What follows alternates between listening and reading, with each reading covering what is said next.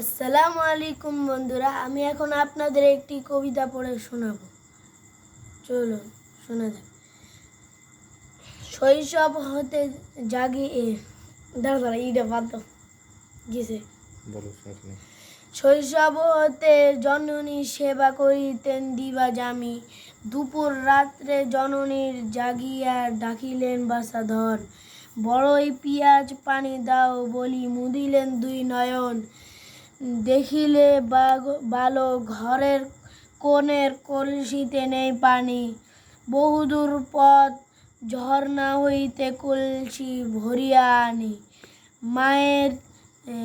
মায়ের তৃষ্ণা মিটাইবেন বলি বলি গভীর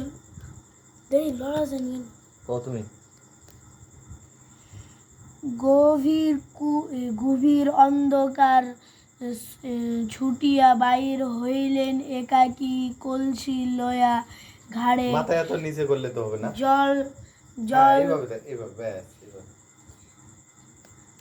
জল ঢালিয়া পিয়ালাই সুপাতান মাতার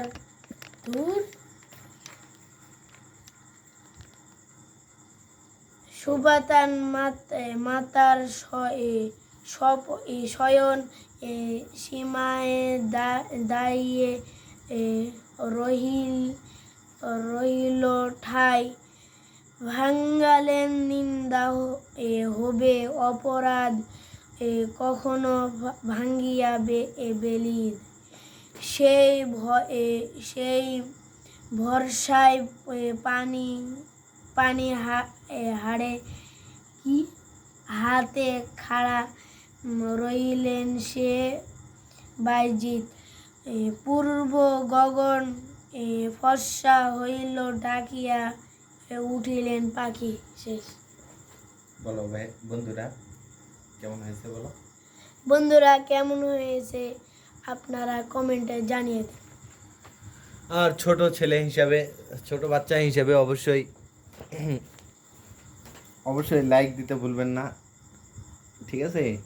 এটা কিন্তু আমাদের ব্লগ মানে ঘোরাঘুরি, এই সেই খাওয়া ইত্যাদি, হাসি মজা ইত্যাদি।